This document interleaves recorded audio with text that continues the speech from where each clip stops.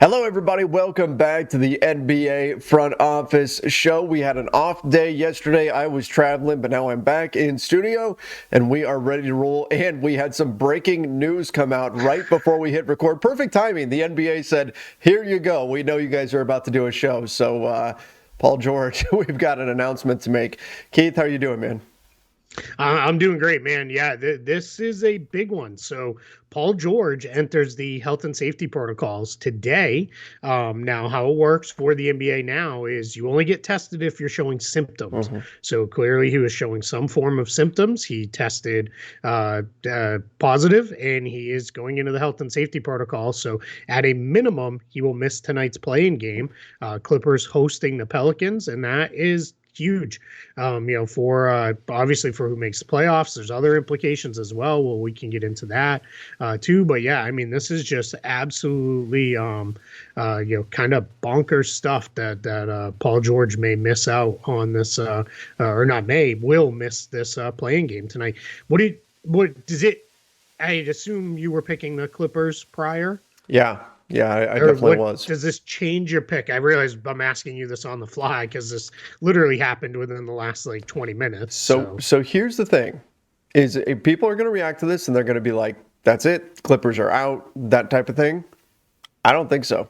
I think that this team is used to playing without Paul George. They know what to do. They've done this most of the season. I think the Clippers still win. All right. I think clearly I think it makes it harder, absolutely, right, than it would have been. But I think I'm still leaning that way too.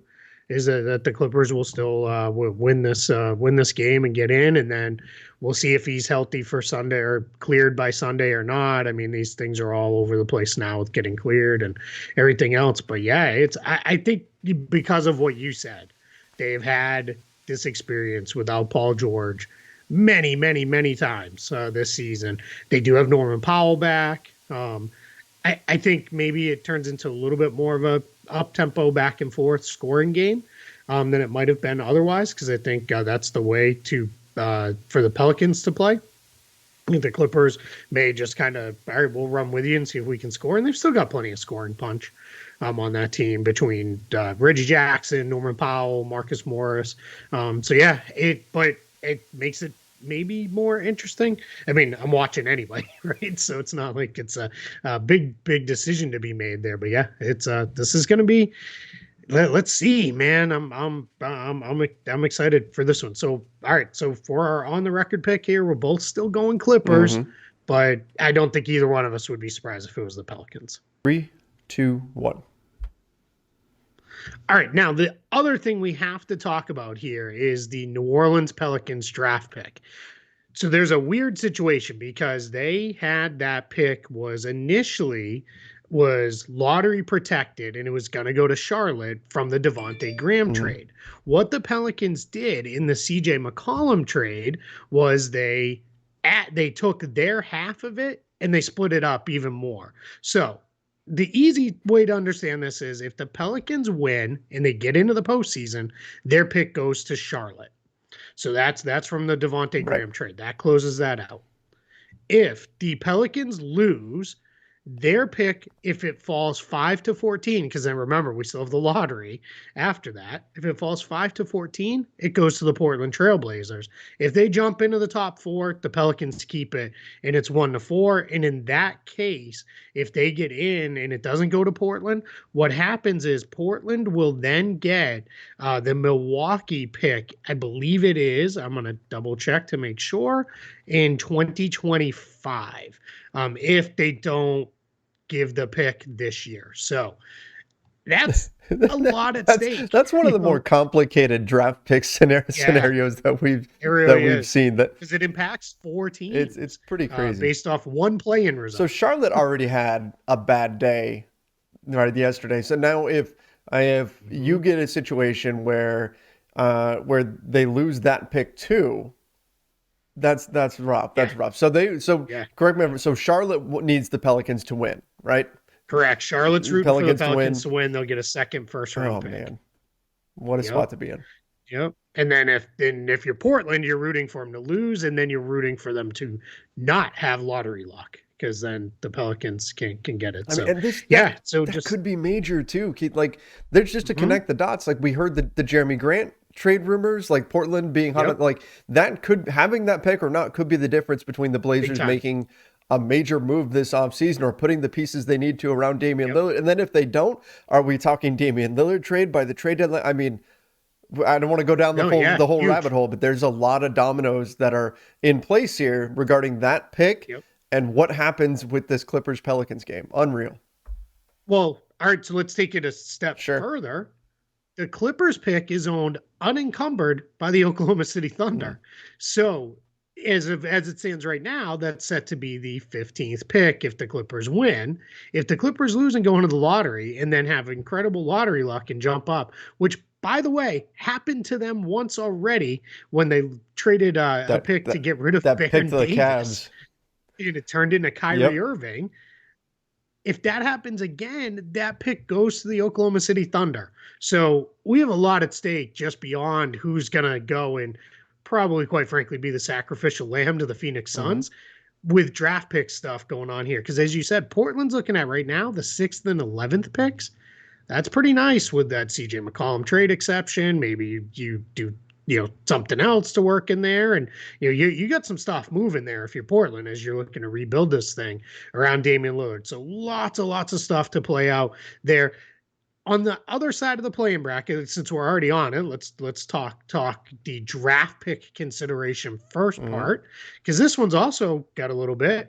If Cleveland wins, they're in the playoffs, and Cleveland's pick will convey to the Indiana Pacers as the 16th pick. If Cleveland loses that game, Cleveland goes into the lottery and Cleveland keeps their pick. So if you're the Pacers, you're hoping the Cavs lose, and then you get their Right. pick in 16, or maybe you're saying we could delay that a year, and you'll get it a little later down the line. I think that let me double check to make sure that is correct. Yeah, it's lottery protected for another a year after that. So maybe you're not wanting it this year. I don't Wait, know, don't wouldn't the but Pacers want the Cavs to win? So it wouldn't be a lottery pick? well, maybe they'd rather have it next Oh, year. okay. That makes I sense. don't know. That makes sense. It Okay. depends on how they Got think it. the depth of the draft is, because they're not getting a lottery pick either Sure. way. So my guess is they'd rather have them win, and then they get the pick Right. this year and they get to work with it. So while we're on it, I have gone back and forth on this one no less than 100 times. Who I think's going to win and all this stuff.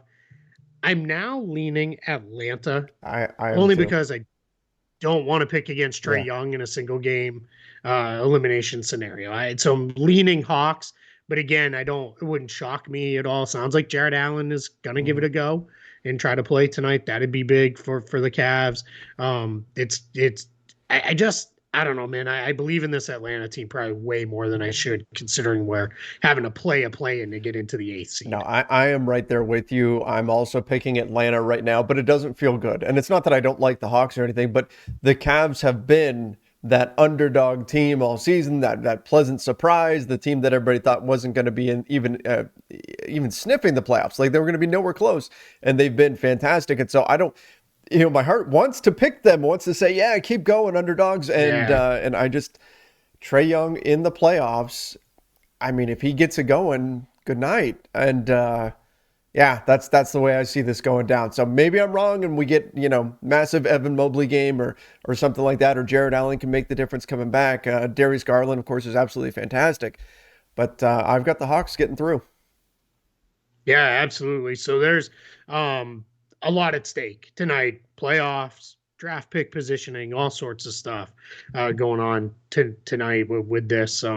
These playing games. So we're both leaning Hawks Clippers, but we'll see. Where these go should be fun. I think a couple more fun games. The first night of the play-in was great. Second night, the Mhm. games weren't so good. The Hawks really hammered the Hornets, and then the Pelicans. They were comfortable, I'd say, against the Spurs most of the way there. So let's get into some other news and notes around the Yep. league now, if we can. Where do you want to start with the other stuff Let's that we get got? into let's go positive. Let's go positive with this. Okay. Steph Curry expected to Yeah. play. I love it. I love it. Yep.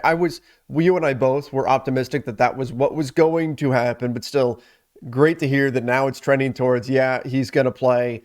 Let's go. It's just the playoffs are more fun when you've got a guy like Steph playing, and you didn't want the Yep. Warriors to be hitting the playoffs without him. So great news for Golden State and the NBA. Yep, sounds like he's going to be on some form of minutes Mhm. restriction. We don't know what that is. I kind of believe Steve Kerr may not even share it because why Yeah. bother giving anybody that intel if you don't need to? But yeah, it sounds like he's going to go, and that's huge. We were both kind of picked the Warriors with the caveat of if Steph plays and looks like Steph. So as long as he's out there and looks like himself, I think I still feel pretty good about the Warriors in that hmm series. But that's going to be a fun one with that one. The Well, what the else? We got flip a side, couple others. the negative. Luka can be out for it sounds Yeah. like a few games, and then even when he comes back, can he be himself if he's having to miss Yep. games with this injury? And there's some real concerns here for the Mavs. And again, we've talked about domino effects. The Jazz, if they wind up winning this series, what does that change their decision in terms of what they're going to do this Yeah. offseason? We've talked a lot about them potentially making some major shakeups, the coaches, players, things like that. There's a lot on the line in this series as well. And without Luka, I don't I don't have the Mavs winning this. If Luka's out the whole series, I don't have the Mavs winning it. What if he only misses the first two games? Could the Mavs win if they're down 0-2? Yeah. Uh, Here's the thing. I don't think they will be. Think they'll I win think they're one? still going to get one of these games at Yeah. home. This is why the Spencer Dinwiddie, Bertans for Porzingis trade. This is where it comes up hmm huge, right? Because if you're going to be without Luka, having Spencer Dinwiddie as the guy to step in is pretty good. That's a pretty good place to be in. Now that does weaken your bench some, but it's fine. You just play Dinwiddie more than you were planning to hmm anyway, and you don't have to worry about managing his minutes and all that stuff because there's no more back to backs. There's none of that going on. So I think they'll still get one of two at home against the Jazz.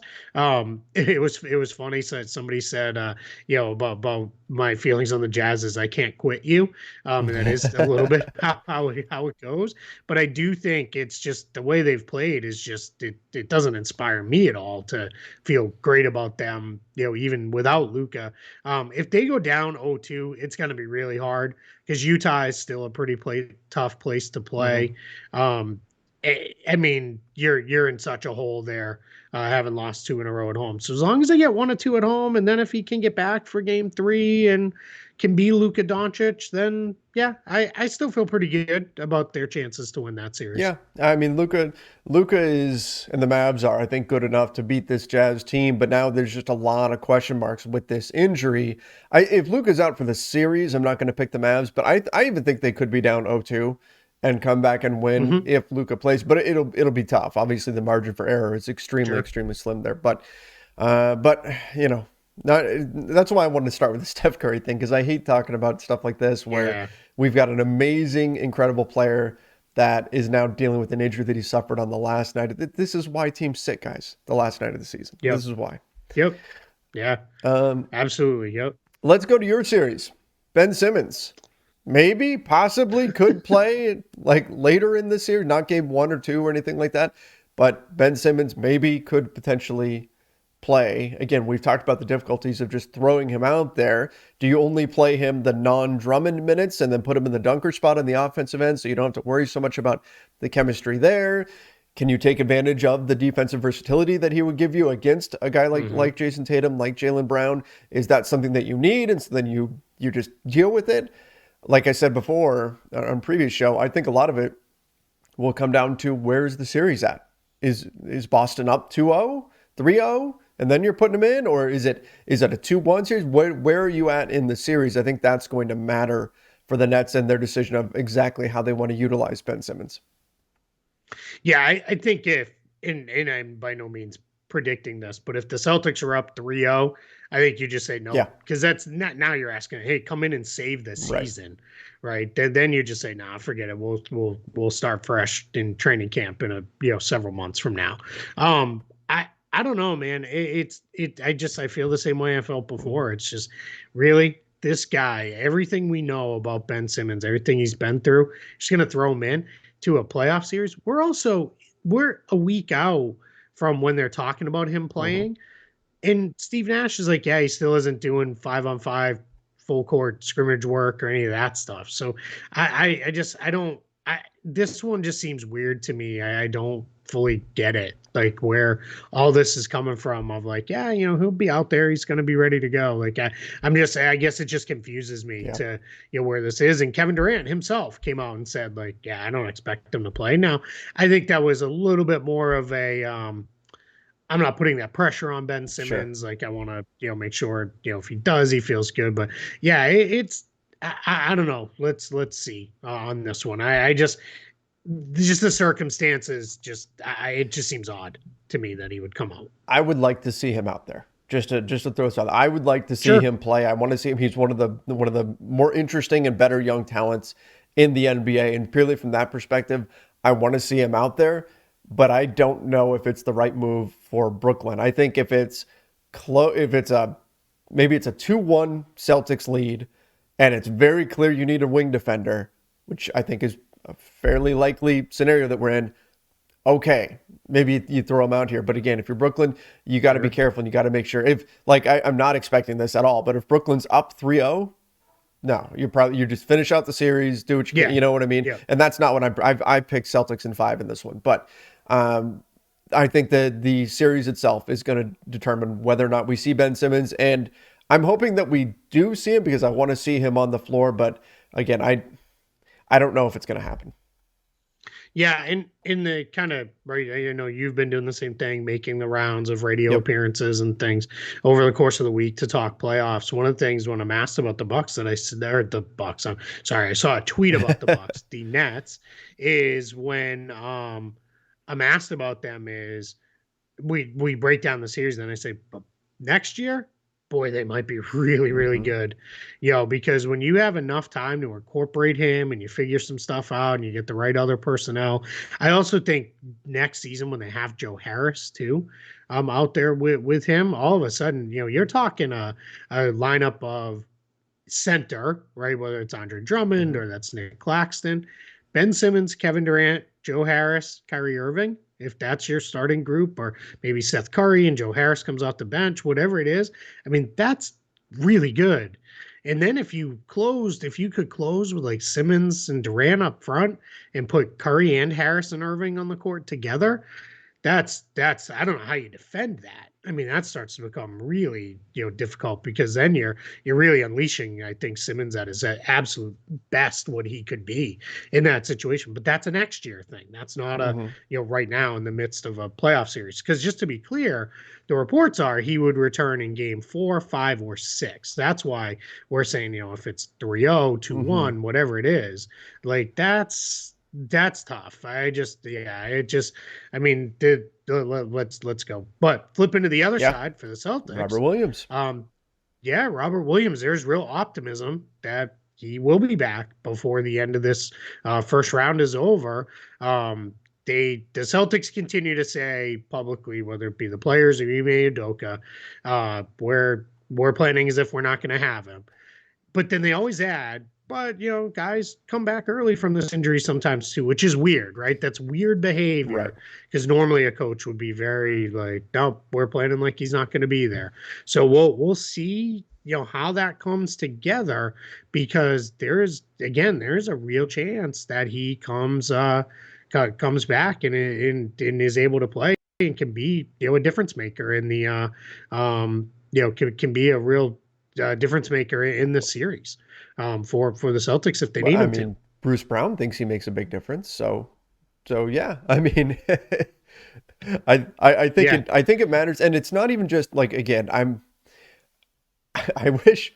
Did you see? Like, I know we talked about this before. So when the betting line first came out on the series, the Nets were the yes, favorite very briefly, and I'm like, I wish I had the betting savvy to have to have just jumped on that because I jumped have the on. Celtics Yeah, as a fairly strong favorite here, but and Robert yeah, Williams will only help them even more so, and I think that if the Celtics find themselves in position where they're up 3-1 or something like that, that's where I almost wonder, or if they're up 3-0, I almost wonder if you just say, okay, Robert, we're in good shape here. Chill.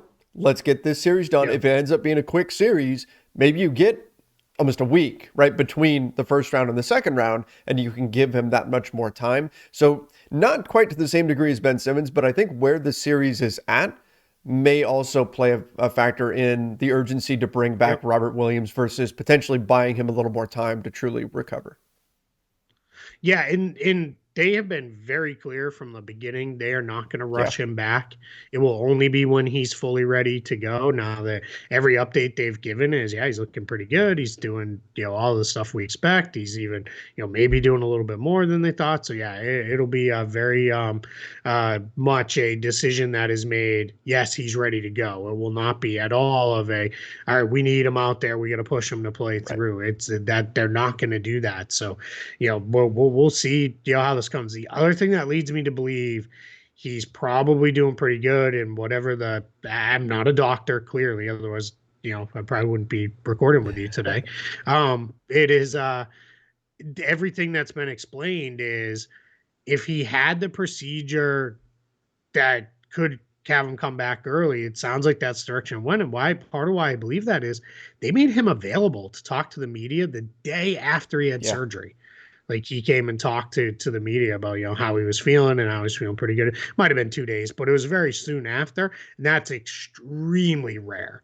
Like almost never do you get the player that quickly. So, but as I've been reminded many a times, anytime they have to cut you open for anything, Mm-hmm. there's that's never a great thing. So even I fully get this was arthroscopic and all that Right. stuff, but it's yeah. But yeah, let's see, man. This is gonna be when I wrote my big preview for Celtics blog, I called them out as like that's kind of the X factors floating all over this. Is do either one of them play? How do they play if they come back? Like what is this going to look like? So yeah, When let's your see. official pick was Celtics in 6, you said? Okay. Celtics in 6. Yep, All right. yep, yep. And I haven't moved off that. I've basically stuck with that. Um, you all along, even re-reviewing stuff and going back through. I am tempted to pick Celtics in 5, but it is. I feel. How do I explain this? I have such a healthy respect for Kawhi Leonard, Kevin Durant, and Sure. Kyrie Irving that I am like it's. That's why I'm picking 6. I just think they can win a couple games almost by themselves in a Yeah, I series. think they definitely can. They definitely can, and I understand it too. When your team is the one in the series, you don't want to be like, oh, my team's gonna win it in 4 or 5 or whatever. It feels a Exactly. little bit risky. So I get it. From my outside perspective, I keep looking at the Nets and just seeing all this faith that people have in them, and I get it. Those are some big names, but as a team, they haven't done that this season. They haven't been that Yeah. powerhouse team this season. So I'm just going off of what we've seen. But yeah, with the note that Kevin Durant, I mean, either Kevin Durant or Kyrie Irving could potentially go for 50, and it wouldn't Yeah. shock you and win a game just about by themselves. So you just never know when one of those Yep. kind of blow up performances is coming your way. That's exactly it. And I do think it is at least semi important for Boston to get game one Hmm. because you don't want to give them game one and now all of a sudden you start to really question everything. And that I do think that is very important for this series in particular. Game ones are always important. But as the Raptors have shown us over the years, they're not that Hmm. important. I mean, they tossed away multiple Right. game ones, every season. So yeah, but I do think this series that is of some level of importance for sure. Absolutely. All right. Is that it? We've got something else, right? Just um, there is this kid's come out now. I think it was Lawrence Mm. Frank speaking, and he said yesterday Paul George wasn't feeling well. We had a bunch of guys who didn't sleep well. We learned the official diagnosis this morning. It's just he's in health and safety Mm. protocols. So that's the story Okay. there. And then So last thing, we have yet to get to this, but our March Madness bracket winner. yes, absolutely. Let me pull this up here. Um, so we got a super. So if you guys remember, we offered, hey, just write any rant, as long as you keep it appropriate and don't Hmm. act like crazy, we'll read it and everything. And our March Madness bracket winner on Twitter at immortal_mamba. So if you want to go over and tell him good job with this, he can be friends with Trevor and I both because he is a Lakers and Yankees fan here. But he says, and I'm just going to read it. Hi, Trevor and Keith. I'm Go Lakers from the bracket. First of all, that was pure luck for me to win it. Since I'm from Taiwan, so shout out, thanks, Yeah. man, for doing this. There was no local TV broadcasting NCAA. I didn't even know some of the schools. So one proves what a crapshoot picking these brackets are. I have been a Lakers fan from the late 2000s. This is for sure the toughest season I've experienced, mainly because the gap between the expectation and the result is too huge. But like Trevor says, this offseason is going to be very important, and I'd like to trust Rob again. Hope that there is going to be a Lakers Celtics final for title number 18 in the near future. That would be fantastic. And hope that Clippers don't win any title, at least until they move to another arena. So I thought that part was pretty funny. And then he closes with, finally, I want to thank you guys for the shows almost every day. Games are usually in the morning here. The shows really help me catch up on all the things that happened in the NBA. By the way, looking forward to the Marvel shows in the summer That's too. right. So thanks so much for that. No, Immortal Mamba, congratulations. We appreciate it. And I know at least one guy who is hoping it's a Celtics Lakers for title 18. I would be okay personally now if the Lakers are trying to play catch up again, but I it is figured what I it figured is. you wouldn't mind that scenario, but yes, I think it would be great to see. It has certainly been a very tough season. It's been a very tough time for Lakers fans. We're going to be talking about a lot of that stuff all off season long. A little bit here, obviously a lot over at the Lakers Nation YouTube channel, but a lot of stuff going on with both teams, and yeah, very very cool too that it was someone coming in from Taiwan. It's just the one Yeah. thing that's blown me away since starting doing this, Keith, and it's been gosh, about 6 years or so now that we've been doing like the post game show and the podcast. Well, maybe since we actually started broadcasting it on social media, it's probably been about 5 years or whatever. But just in that, even in that time, the international growth, it blows me away. We're getting comments coming in from all over the place, and it's absolutely fantastic. And I love it. It's so cool seeing what a worldwide thing the NBA is becoming. It really is, and that doesn't shock me at all with the Lakers, right? Worldwide brand, Mm, biggest, arguably biggest brand in the entire NBA. For us personally here in front office show, and I know there was a lot of carryover people who were very familiar with Lakers mhm, Nation and with you and came over to the show, and then I brought in some of the Celtics folks as well with me. But the number of people we get who, especially when we've done live shows, which again we will do some of those again in yep. this off season and things like that. We're looking forward to doing that again. We'll probably do our live wrap ups on free agency nights and everything when we're all punchy and crazy and we have a lot of fun late night. But it's when people like checking in from Australia and the Philippines and Taiwan. Like, I mean, that's Yep. awesome. Like that is just so cool. So, we clearly we love our, stateside folks as well too. We don't want to short anybody here, but yeah, it is the support we get from, worldwide on this show is just it's so cool. And to look at like even when we look at some of the metrics of like where people are listening from or watching from and those kind of things, it's all over the place, which is awesome. Like that's why we love doing this. So thank you guys again. Shout out to you guys, and we're up over That's right. 17K, Let's go. which is pretty cool. Match the titles, Yep. right? We're 17. So hopefully we don't need to wait till we win 18 to get to 18K. Let's keep that momentum moving into the off season. But yeah, as Trevor said, we got a ton of off season content coming. We got all sorts of great stuff. So super excited. We know we owe you guys our awards That's picks. coming. We're it's coming. We're talking about doing a special weekend show to catch up on those. So those are coming too. Be fully transparent. Neither one of us has an official awards ballot, Right. so it's not like these are don't go making bets or anything off these picks, but these are our awards pick as if we did have an Right. awards ballot. Right. Exactly. Yep. So we'll have that coming up, and yeah, I mean, good stuff. Make sure everybody does subscribe to the NBA Front Office YouTube channel. Turn on notifications as well, And then over on Apple Podcasts, we love all the reviews that we've been getting over there. If you toss us a 5-star rating, we'd certainly appreciate it. Throw something in the review. Again, love reading what people think about the show over there on Apple Podcasts. If it's on Spotify, go give us a rating there, wherever it is that you listen to podcasts, really. All right, everybody, enjoy some basketball tonight. Let's have a good time. Until next time, see ya and stay safe.